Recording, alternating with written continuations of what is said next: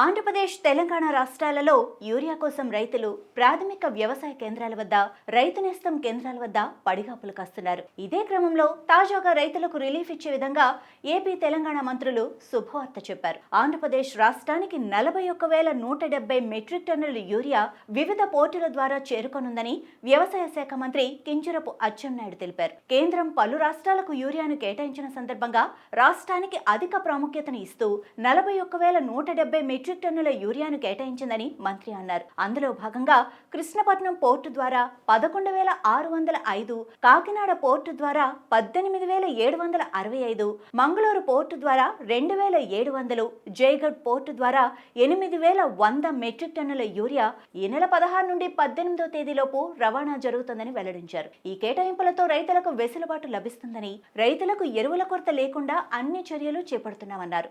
రాష్ట్రంలో ఇప్పటికీ సరిపడా యూరియా నిల్వలు ఉన్నాయని, రైతులు ఆందోళన చెందాల్సిన అవసరం లేదని మంత్రి భరోసా ఇచ్చారు. కేంద్ర ప్రభుత్వంతో ఎప్పటికప్పుడు మాట్లాడుతూ రాష్ట్రానికి అధిక మొత్తంలో యూరియాను కేటాయించేలా చర్యలు చేపడుతున్న సీఎం చంద్రబాబుకి కృతజ్ఞతలు తెలుపుతున్నట్లు మంత్రి అచ్చెన్నాయుడు అన్నారు. వైసీపీ కావాలనే యూరియా సరఫరాపై అబద్ధాలు ప్రచారం చేస్తుందని మంత్రి తీవ్రంగా విమర్శించారు. రైతులను భయపెట్టి రాజకీయ లాభాలు పొందాలన్న ప్రయత్నం విజయవంతం కాదని ఆయన అన్నారు. రైతు సమస్యల పరిష్కారమే కూటమి ప్రభుత్వ ప్రధాన లక్ష్యమని అచ్చెన్నాయుడు స్పష్టం చేశారు.